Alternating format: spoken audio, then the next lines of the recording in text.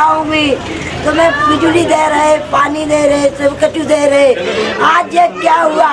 मैं उनके बाप गई थी कोठे पे, तब उनने कही कि कोई नहीं पूछेगा, तुम यहाँ होते ही रहोगे। आज ये क्या हुआ है? मेरे बच्चे बन बन के हो गए। नमस्कार, मेरा नाम मुकेश कुमार है और मैं इसी शालीमार गांव का निवासी हूं और मेरी पैदाइश भी यहीं हुई और बचपन मेरा बीता है। और आज ये जो मंजर देख रहे हैं ना आप, ये मंजर से मेरा रूह और मेरे रोंगटे खड़े हो जा रहे हैं। एकदम से रूह कांप जा रहा है कि इतना बड़ा बसा बसाया कॉलोनी तोड़ दोगे, वो भी 50 साल।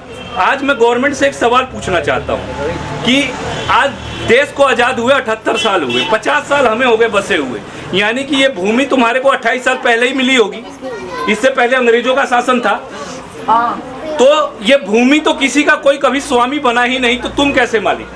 पहले तो ये बताओ। और तुम किस भूमि की बात करते हो? एक धूल का कण तो बना के दिखा दो, उस दिन तुम्हारी धरती तुम्हारी होगी। अरे ये इंसानों को रहने के लिए जगह मिला है और किसी के लिए। दूसरी बात, ये जिसको आज ये अवैध ठहरा रहे हैं, जो ये अवैध ठहरा रहे हैं और इन्होंने कुछ निशान मार्क्स करके गए। अब मेरे को एक वैध और अवैध की प्रक्रिया मैं सरकार की नहीं समझ पा रहा हूँ कि इन्होंने कहा कि हम यहाँ से 30 फुट लेंगे। जो पिछली सरकारें थी उन्होंने हमें बसाया, हमें पानी दिया, पहले खड़ंजा बिछाया, फिर इसको पक्का करा। पहले बीच में से नालियाँ निकलती थी, फिर इधर उधर से नालियाँ निकली, फिर सीवरेज आया। तो क्यों दिया हमें सीवरेज? और प्रशासन वो क्यों नहीं जिम्मेदार जिसने हमें बनने दिया? वो प्रशासन अधिकारी क्यों नहीं जिम्मेवार है जिसने हमारे को बसाया? सारी सरकारों के हमारे वोट वैध, हम वैध, हमारे वोटों से जीत के लोग मुख्यमंत्री, प्रधानमंत्री, मिनिस्टर, जो मर्जी वो बनता है, और हम अवैध।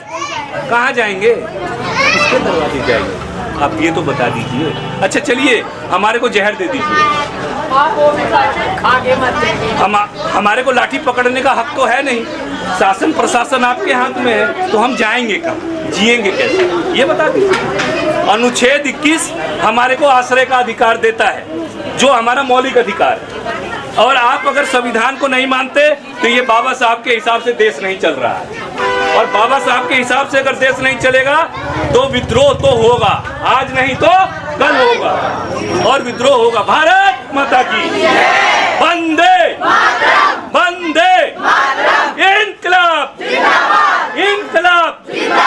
लड़ेंगे जीतेंगे, लड़ेंगे लड़ेंगे लड़ेंगे।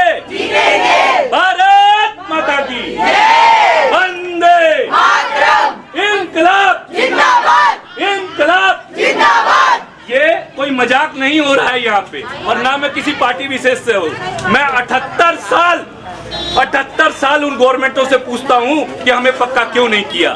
चंद नकली के कागज तुम्हारे नकली हैं, हम असली हैं, हम असली हैं। हमारे मकान असली दिख रहे हैं। तुम्हारे कागज जब मर्जी तुम हमें हटा सकते हो। क्यों भाई, क्या अपराध है हमारा?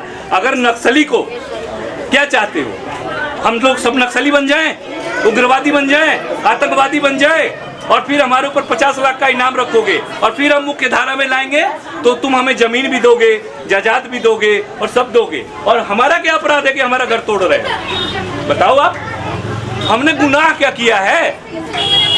कोई जवाब नहीं, बस तोड़ देंगे। किसके लिए? ये कॉर्पोरेट कंपनियों के लिए, बड़ी कंपनियों के लिए, इन अमीरों के लिए। गरीबों के छाती पे तुम चलोगे? ऐसा नहीं होने देंगे। मेरी लाश के ऊपर से ये मकान टूटेगा नहीं तो मैं मर जाऊंगा, तब इसको बनने दूंगा। ये लोग हमें हल्के में ना समझे। जो तुम्हें सत्ता पे बिठा सकता है ना, तो वो उठा के जमीन पे भी ला सकता है। सर आप बताएं कि आपके घर में लगे कि कल आपकी मृत्यु हो, आप तारीख पूछिएगा या पढ़ा जाइए।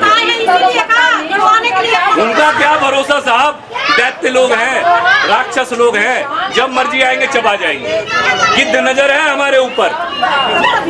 और इसी के साथ मैं अपने बातों को विराम देता हूं, और मैं उम्मीद करता हूं, और आप लोग डरिए मत, लड़िए। और लड़ने का एक ही तरीका है अहिंसा। हिंसा का पूर्ण रूप से विरोध करता हूं मैं। क्यों? क्योंकि हम लोग गांधीवादी विचारधारा के व्यक्ति हैं, और गांधीवादी विचारधारा एक ही कहती है गांधी जी के लाठी से भागे थे वो लोग। बंदूक की गोलियों को तो ये लोग, इनके पास तो तोप है, बंदूक है, गोली है, बारूद है, हमें तो उड़ा देंगे। लेकिन उड़ाता है तो उड़ा दे, लेकिन हमें रोटी तो दे दे, हमारे को छत तो दे दे। हमारा अपराध क्या है ये तो बता दे जालिम, हम जिए तो जिए कैसे।